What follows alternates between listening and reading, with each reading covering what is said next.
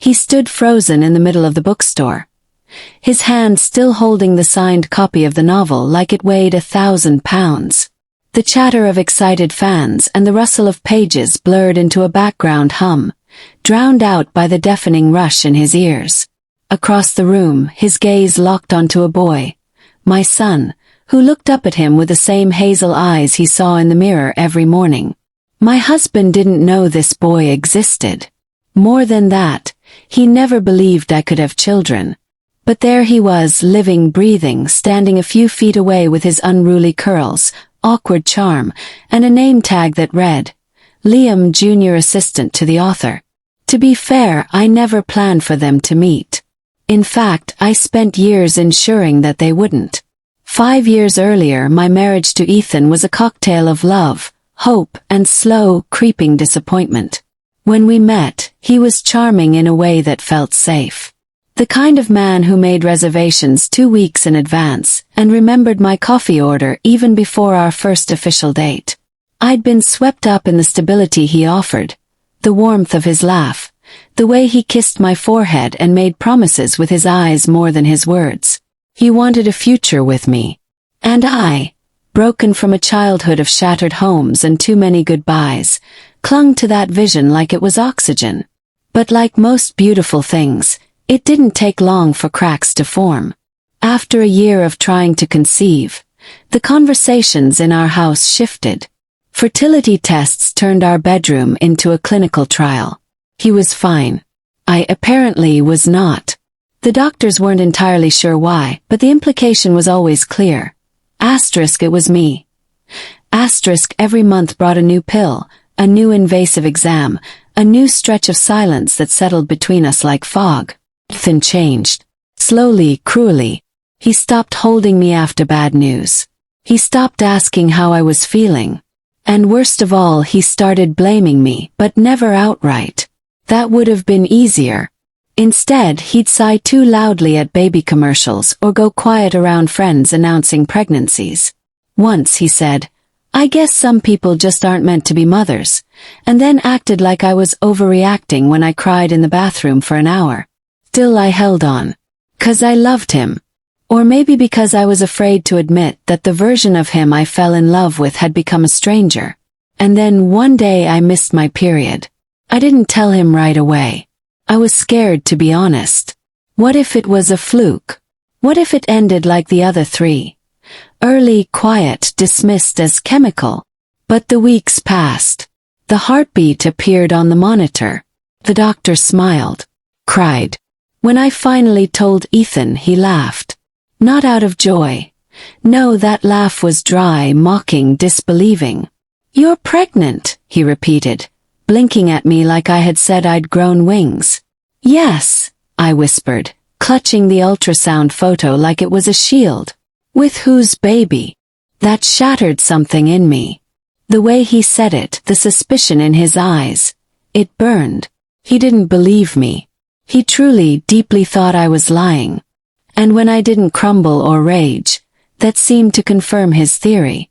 "You must have cheated," he said coldly. "We've been trying for years. There's no way this is mine." I stood there, hollowed out by disbelief. "You think I would do that to you? To us?" "I don't know what to think," he muttered, already walking away. "But I'm not raising another man's kid." He left 2 days later. No discussion. No counseling.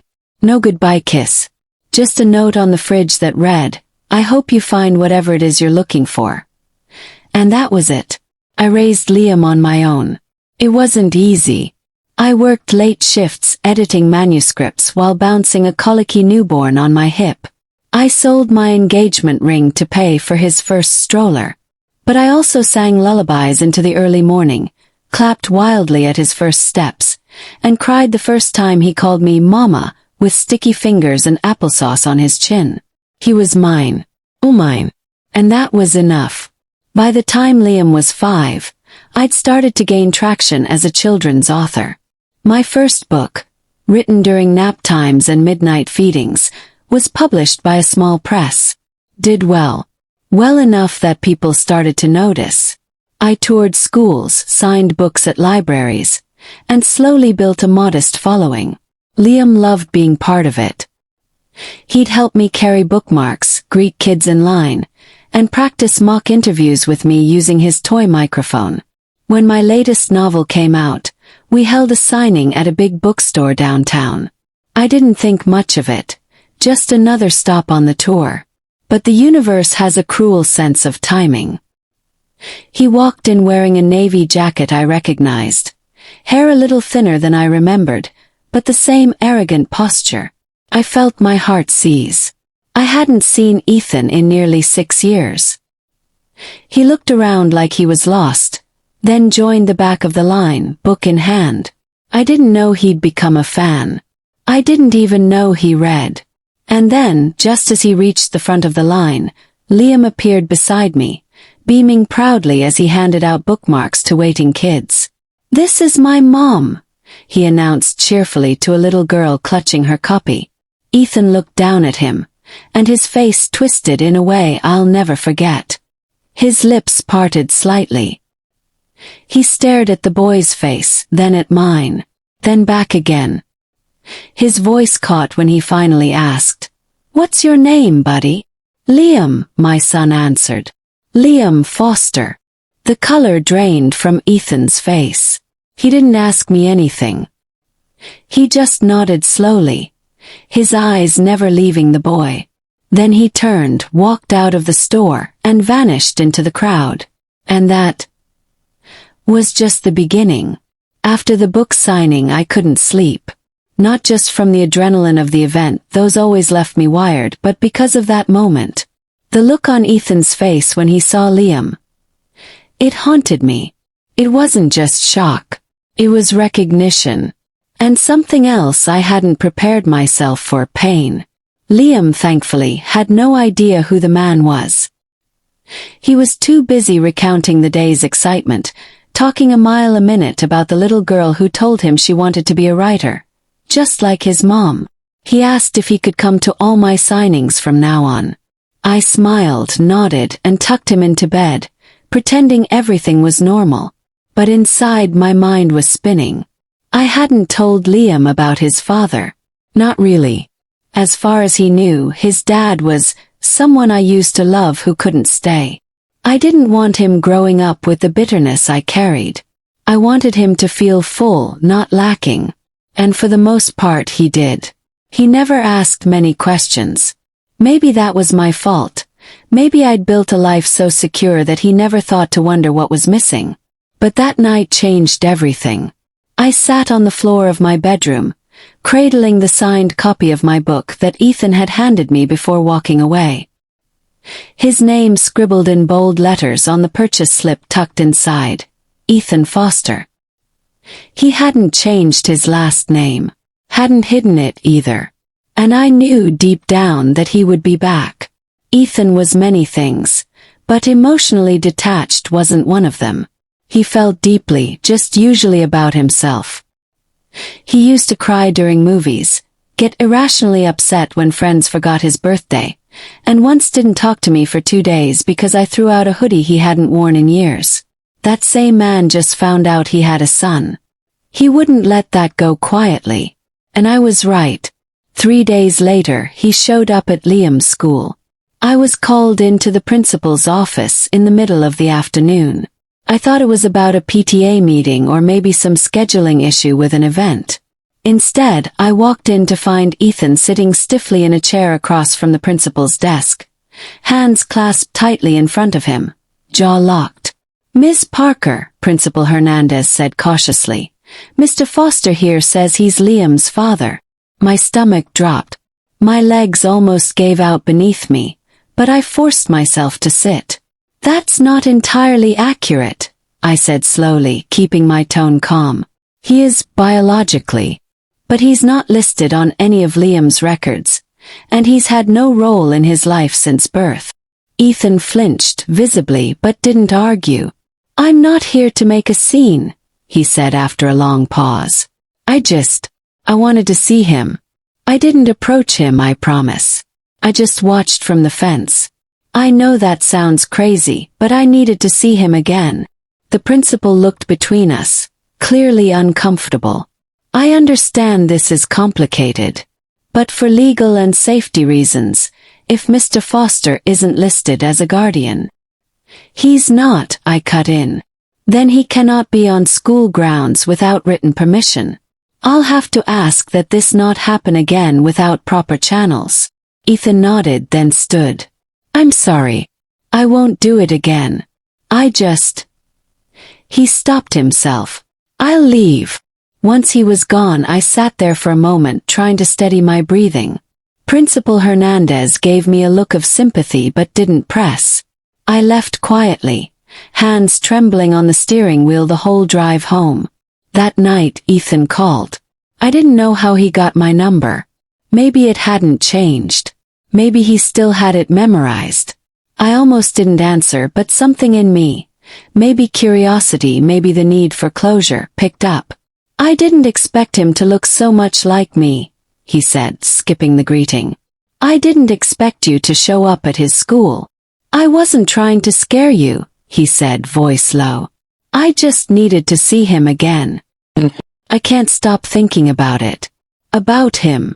There was a pause. I didn't speak. I was wrong, he said finally. About everything. Which part? I asked coldly. The part where you accused me of cheating. The part where you abandoned me when I was pregnant. Or the part where you just decided not to be a father. He sighed. All of it. I was scared, okay? Scared and stupid. And angry. We'd been trying for so long and I just couldn't believe it when it finally happened. I told myself it was impossible because the alternative meant admitting I gave up on us too soon. You didn't just give up, I snapped. You ran. You left me to raise him alone. And now what? You want to swoop back in because he has your eyes. No, he said quietly. I just want a chance to know him. I didn't answer. I didn't know how. For so long, I had buried every trace of him. I had rewritten our life without him in it, trained myself not to miss him, not to hate him. And now here he was, digging up the past like it was his right. The next few weeks were tense. I didn't tell Liam anything yet. I needed time. Ethan texted occasionally. Short messages asking how Liam was doing, whether he liked school, what his favorite color was. I didn't always respond. Sometimes I did. Just enough to keep the boundary clear. I didn't want him back in my life. But I wasn't sure if I had the right to keep him out of Liam's. Ethan had changed, or at least he seemed to. He apologized not just with words but with action. He sent me a list of therapists specializing in co-parenting. Offered to set up a trust fund for Liam. Even signed a notarized letter stating he wouldn't seek custody without mediation. He didn't push. He waited. Made me angrier somehow. 'Cause I wanted to hate him. And he wasn't letting me. One day I took Liam to the park. His favorite one with the dragon-shaped slide and the shaded picnic tables. He was on the swings yelling, "Higher, Mama," as his curls bounced in the wind. I looked at him and thought about all the things he didn't know. The way he'd never asked about the empty seat at the father-son pancake breakfasts. The way he clung to my brother during holidays like he was enough. "Hey, bud," I said as he slowed on the swing. "Can I ask you something?" He nodded, panting with excitement. "What would you think if you met someone who used to be really important to me?" "Like Grandma," he asked. "Sort of. But not family you already know.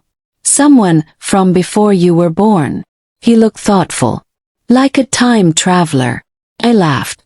"No, not quite." He squinted up at me, then shrugged. "I guess it'd be okay. Are they nice?" "I think they want to be." He didn't ask more. Just jumped off the swing and ran toward the jungle gym, leaving me with a decision heavy on my chest. I agreed to meet Ethan in neutral territory, a public cafe. Without Liam. I wanted to look him in the eye without distractions, to see if he was truly someone I could risk letting into my son's world. He was already there when I arrived, nervously fiddling with the sleeve of his sweater. He stood when he saw me like the old Ethan used to do, and I hated how familiar it felt. "I didn't order yet," he said. "Didn't know what you liked anymore." "Black coffee," I said automatically, then cursed myself for revealing something so intimate. We talked for almost an hour. He told me about his life, how he'd stayed in the city for a year, then moved to Colorado, working as a marketing manager for an outdoor gear company. Said he never remarried. Never got close. "I thought I wanted something different," he said. "Turns out, I didn't know what I had." I didn't tell him about the nights I cried myself to sleep. About the guilt I carried for raising Liam without a father, even when I told myself he was better off. I didn't tell him about the single dates I forced myself on, trying to convince myself I'd moved on. Or how I sometimes watched my son sleep and whispered apologies he'd never hear. But I did say this. If you hurt him, if you confuse him or disappoint him, you will disappear from our lives forever. I won't let him go through what I went through. You understand that? Ethan nodded solemnly. I won't screw this up. I swear to you. So we started slow. He met Liam under the guise of an old friend. We had lunch together at a park cafe. Then a trip to the science center. Liam liked him instantly. He had the same dry sense of humor, the same fascination with space and dinosaurs. They talked like old friends by the third visit. It was bittersweet, watching them connect. Seeing the boy I raised find a missing piece of his identity. I felt both grateful and resentful, like someone else was finally getting credit for the beautiful boy I fought to keep safe. But something unexpected happened too. I saw Ethan again. Not the man who left me, but the man I fell in love with. The one who carried all our groceries in one trip, who knew how to make me laugh when I wanted to scream, who once built a blanket fort on a Tuesday night because I was having a hard day. He resurfaced in tiny moments. His gentleness with Liam, the way he asked before taking pictures, how he always looked to me for permission before making any promises. Still, I didn't trust him. Not completely. Not yet. Because broken things, once mended, always carry scars. News of our awkward reunion at the bookstore somehow made its way online, though I couldn't tell if it was a whisper that spread or if someone in line that day had posted about it. It wasn't explosive, not in the tabloids or anything, but a few niche blogs and book community forums picked it up with dramatic titles like "Author Reunites with Estranged Ex at Her Own Signing" or ** Plot Twist. A real-life story hidden between the pages. ** I didn't comment. I never do. But readers, especially moms, speculated. Some were sympathetic. ** She raised her son alone. Respect.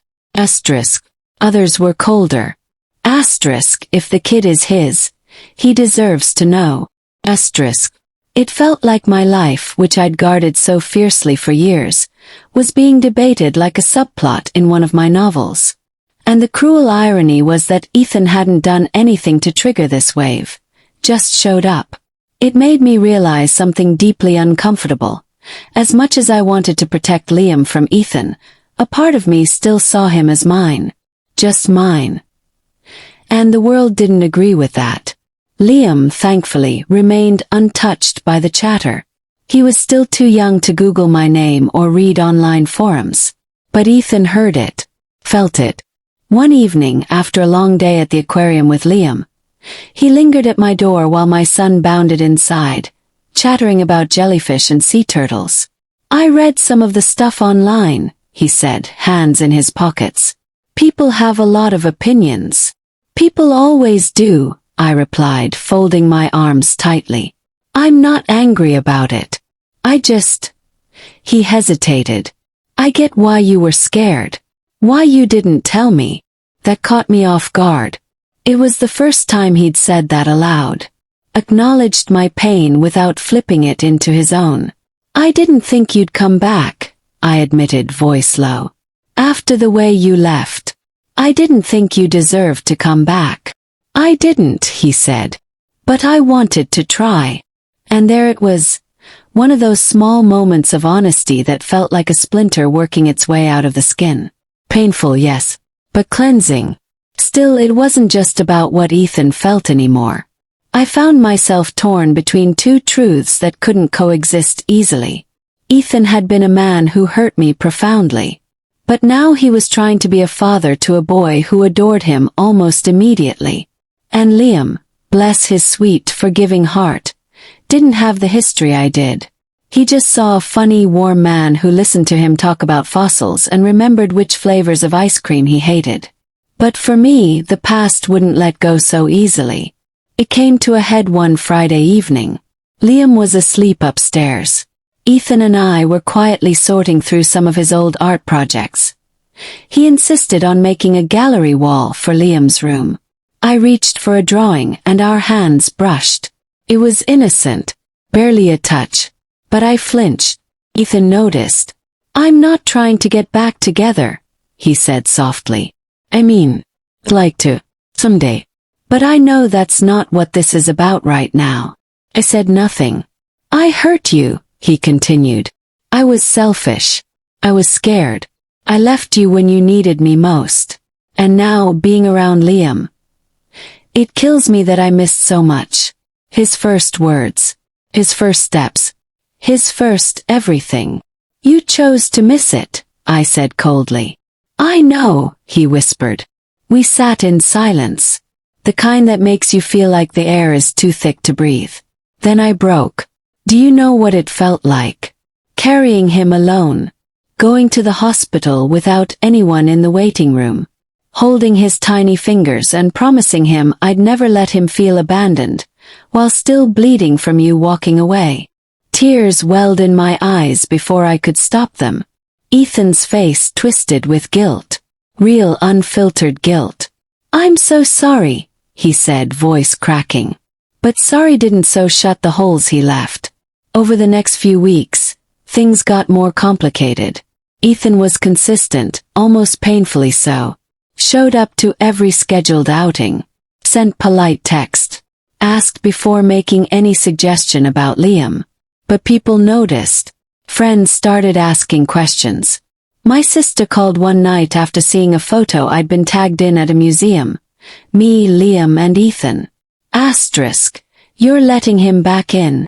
Asterisk, she asked, sharp with judgment. "I'm letting him into Liam's life," I clarified. "Not mine." "Be careful," she warned. "Sometimes people don't change. They just get better at hiding the worst parts of themselves." I knew she meant well. But those words rattled me.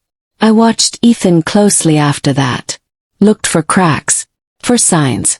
But all I saw was a man trying hard. Awkwardly, imperfectly, but earnestly. Liam, meanwhile, was thriving. He didn't ask big questions yet. Just accepted that Mr. Ethan was now part of his little world. But then one evening, while drawing spaceships, he said something that brought everything to a halt.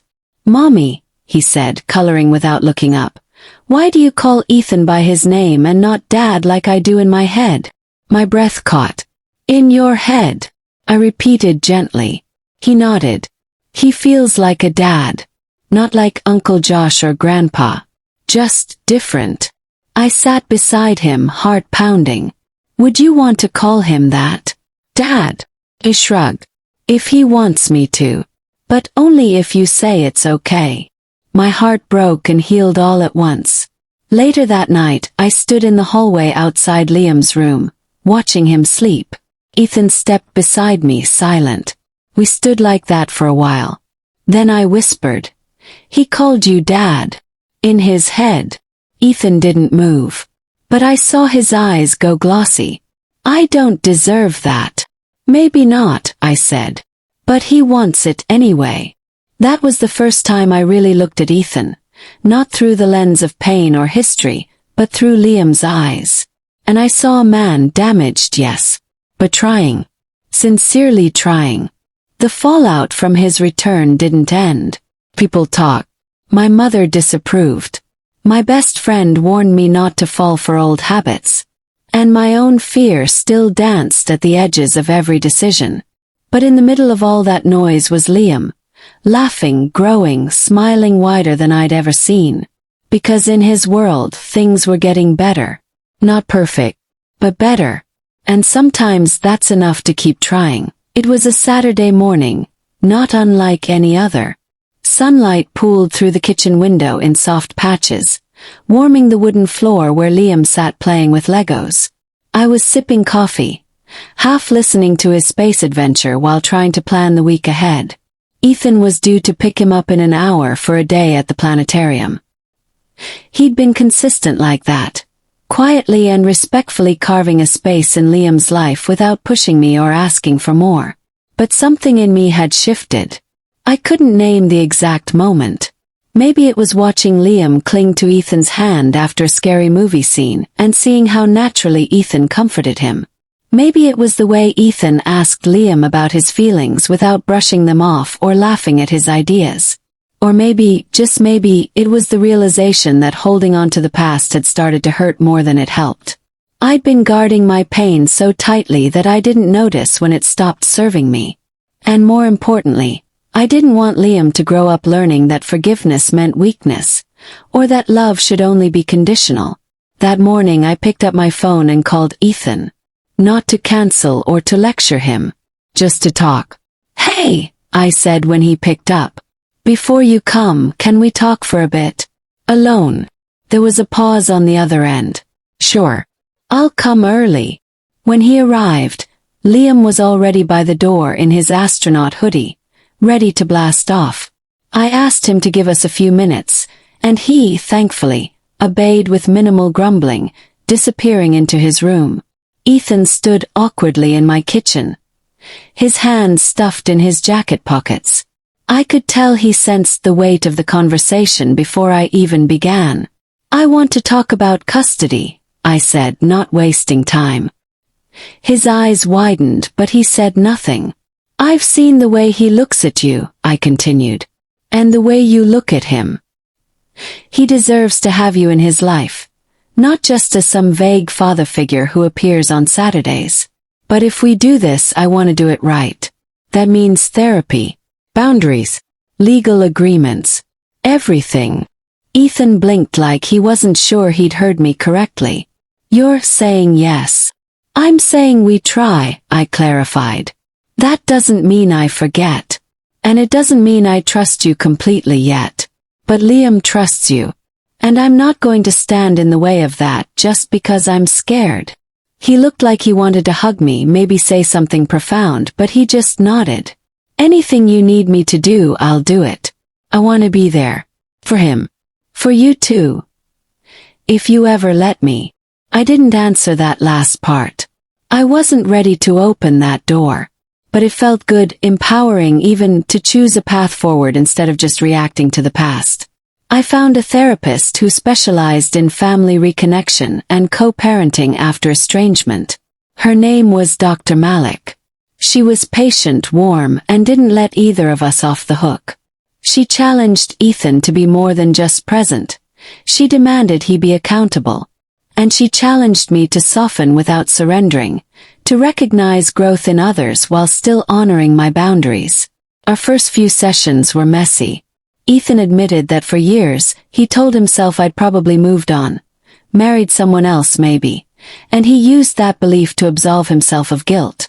I confessed that I used to fantasize about him showing up, just so I could shut the door in his face. But over time something strange happened. We stopped talking at each other and started talking to each other. Not like lovers or even old friends, but like two people who shared something sacred. Liam didn't know about the therapy. We wanted to keep that space safe and separate. But he felt the changes. He started asking to call Ethan on nights he couldn't see him. He asked if Ethan could come to his school talent show. Then, one afternoon while coloring a family tree worksheet, he asked me plainly, "Can I write Ethan's name where it says, Dad?" Told him yes. And when he showed me the finished paper, Ethan's name sat proudly on the line, written in big crooked letters. I took a picture and sent it to Ethan with no caption. He replied with a simple heart emoji, but when I saw him next, his eyes looked glassy again. Meanwhile, my own heart was changing too. Slowly, cautiously, I noticed the little things again. The way Ethan listened without interrupting, how he always remembered to bring Liam's favorite snacks, how he never once asked for more time than I offered. There was humility in his actions now, not entitlement. One evening, after a long day of meetings, I came home to find Liam and Ethan building a volcano out of papier-mâché in the backyard. My son's laughter rang through the air, bright and unguarded. For a moment, I stood by the door just watching them, father and son, mess and all, and realized something. The future I was so scared of wasn't just possible. It was already starting. But it wasn't all smooth. One day, after a session with Dr. Malik, Ethan sat in his car for nearly an hour. I came out to check on him and he looked shaken. "She asked me if I'd ever want full custody," he said quietly. I felt a knot tighten in my chest. "And?" "Yes." "I told her no," he said. "Not unless you wanted it too. I missed 5 years of his life, and nothing gives me the right to take more away from him, or from you." That confession hit harder than I expected. Because for the first time, Ethan wasn't acting out of guilt or obligation. He was making a choice. Conscious, painful choice. That night, I lay awake for hours thinking. Not about Ethan, the man I loved once, but Ethan, the man Liam was beginning to love now. And about how love, real love, isn't just about sweeping gestures. It's about hard decisions, humility, and consistency. So I made one too. 2 weeks later, I invited Ethan to join me at Liam's parent-teacher conference. It was such a small thing, such a routine part of parenting, but it meant the world to him. He showed up early, dressed like he was meeting the president. And when Liam's teacher praised his creativity and curiosity, Ethan beamed like he'd just won the lottery. We walked out together that day, a strange but growing sense of unity forming between us. "Thank you," he said softly, "for letting me be part of this." "You earned it," I said. "You're earning it every day." There was a long pause. Then he asked, "Do you think, maybe one day we could do dinner? Just the 3 of us. Or even the 2 of us?" I didn't answer right away. The old me would have said no out of instinct. But the new me, the one learning to let go, to trust in progress, just said, "Maybe. Let's take it slow." He smiled. "Slow works." And for the first time in a long time I believed him. I believed us. Not as a couple, not yet. But as co-parents. As 2 people rebuilding something fragile. One careful brick at a time. The story wasn't over. But for the first time I felt like we weren't stuck in the past. We were writing a new chapter. Together. The auditorium was buzzing with excitement. It was Liam's school play. His first real performance in front of a crowd. He'd been practicing for weeks, throwing dramatic lines across the living room and insisting we refer to him as Captain Orion during dinner. He had one of the lead roles, a space explorer tasked with saving a distant galaxy. The kind of part that made his face light up every time he rehearsed. I'd reserved 2 seats in the second row. One for me. One for Ethan. It wasn't just about making space anymore. It was about showing Liam without question that we were there, together, for the moments that mattered. And this one mattered. As the lights dimmed and the stage lit up with a cardboard spaceship and glitter-painted stars, I glanced sideways and saw Ethan sitting stiffly, knees bouncing. He was nervous. Could tell. But his eyes were fixed on the curtain, wide with anticipation. Then music swelled. The curtain drew back. And there was Liam, in his silver cape and oversized helmet, delivering his first line with bold, confident flair. The entire audience chuckled, charmed by his tiny yet commanding presence. But Ethan and I just looked at each other. No words. Halfway through the performance, there was a moment. A line Liam had practiced endlessly. The cue was simple. We're not alone in this galaxy. We have each other. But something shifted when he delivered it on stage. He turned slightly, scanning the audience. And even from the second row, I saw it. The unmistakable pause, the glimmer in his eye when he found us. Me, Ethan. And he smiled. Not just any smile. One full of pride. Safety. Boy. In that instant I knew. We had done something right. Not perfectly. Not painlessly. But right. After the show, parents gathered outside with flowers and cupcakes. Liam ran toward us in a whirl of energy, hugging Ethan first, then me, then back to Ethan again. You saw me, right? You saw when I said the line. Ethan crouched to his level. I saw you, Captain. You were amazing. I saw you too, Liam said, a little quieter now. Both of you. You were both watching. Something cracked open in me then. A final wall I didn't realize I'd kept standing. Maybe it was the way Ethan looked at Liam, with eyes full of the years he couldn't get back but a heart still grateful for what he had now. Maybe it was Liam's raw, honest happiness.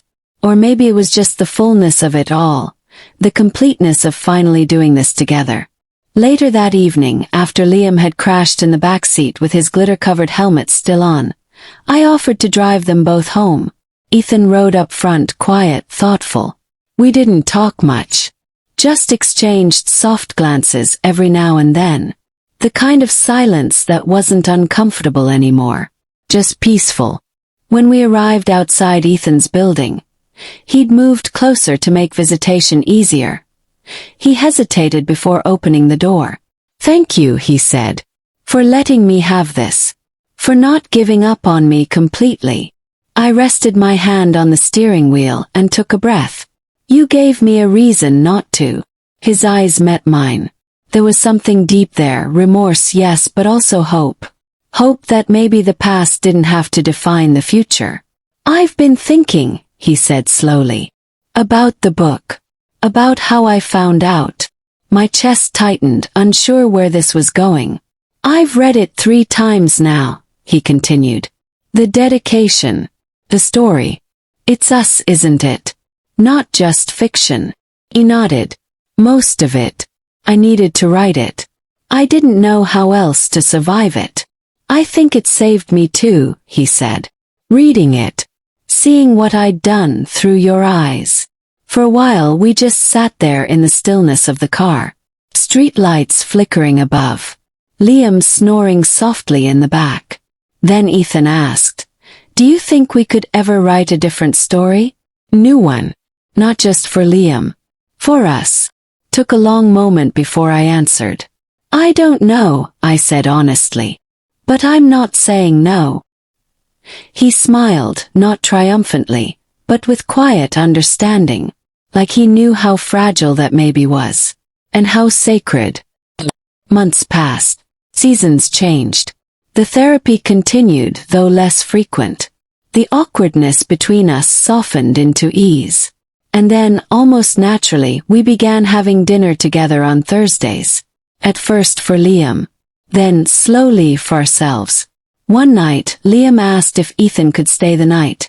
Not in the way children do when they're simply having fun, but because he'd had a nightmare and wanted both of us close. That night, we slept in the same house for the first time in over 5 years. Separate rooms but under one roof. And it felt okay. We started working on co-writing a children's book, something Liam had suggested during a car ride.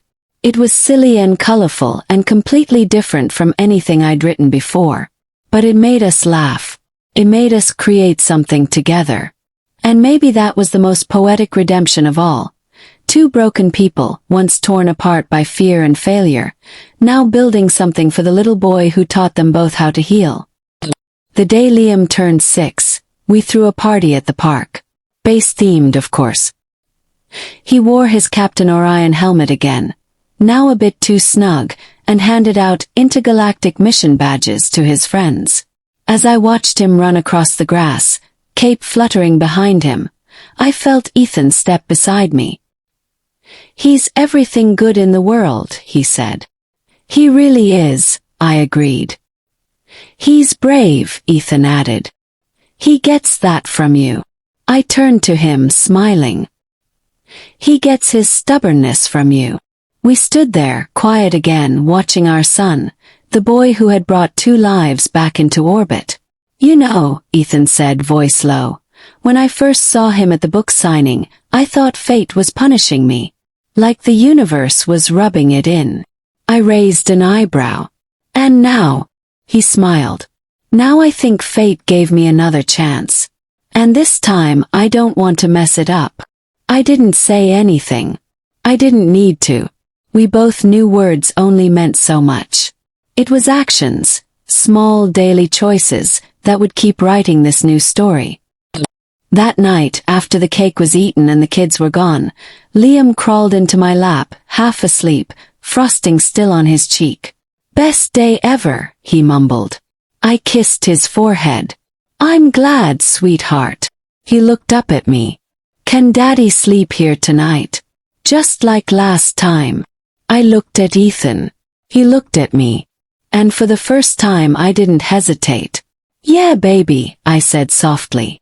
"Daddy can stay." As Liam curled against my chest and Ethan began quietly cleaning up the wrapping paper without being asked, I felt something settle in my heart. Not closure. Not a return to what once was. But something entirely new. Something born from hurt but built with love. Family. Not perfect, not traditional, not defined by the past. But real. Ours.